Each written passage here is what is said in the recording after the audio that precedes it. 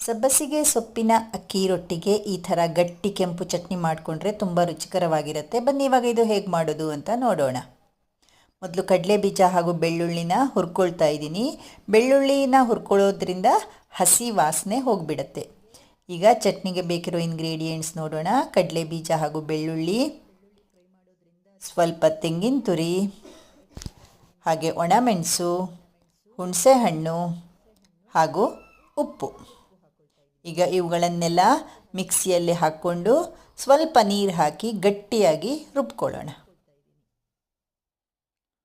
ನೋಡಿ, ಮಿಕ್ಸರಿಗೆ ಹಾಕ್ಕೊಂಡಿದ್ದೀನಿ. ಗಟ್ಟಿ ಚಟ್ನಿ ರುಬ್ಕೊಂಡಿದ್ದೀನಿ. ಸ್ವಲ್ಪನೇ ನೀರು ಹಾಕ್ಕೊಂಡು ಗಟ್ಟಿಯಾಗಿ ರುಬ್ಕೊಂಡಿದ್ದೀನಿ. ಇವಾಗ ಈ ಪಾತ್ರೆಗೆ ಹಾಕ್ಕೊಳ್ತಾ ಇದ್ದೀನಿ. ನಮ್ಮ ಕೆಂಪು ಗಟ್ಟಿ ಚಟ್ನಿ ಸಬ್ಬಸಿಗೆ ಸೊಪ್ಪಿನ ರೊಟ್ಟಿಗೆ ರೆಡಿ. ಧನ್ಯವಾದಗಳು.